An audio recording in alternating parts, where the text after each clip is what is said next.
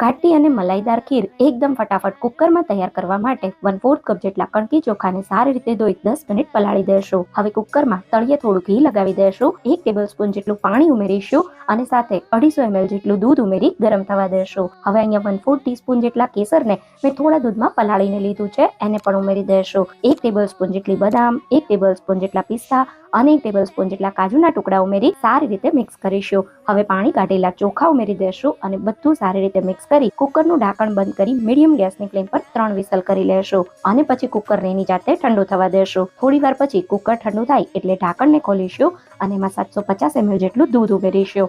હવે 5 મિનિટ માટે ખીરને ઉકળવા દેશું, જેથી દૂધ સાથે ચોખા ભળી અને સારી રીતે એકરસ થઈ જાય। હવે આ સમયે આપણે અડધા કપ જેટલી ખાંડ, 1 ટીસ્પૂન જેટલું એલચી પાવડર અને અડધી ચમચી જેટલો જાયફળ પાવડર ઉમેરી સારી રીતે મિક્સ કરી ખીરને 2 મિનિટ થવા દેશું। અહીંયા આપણી ઘાટી અને મલાઈદાર ખીર મિનિટોમાં જ તૈયાર થઈ ગઈ।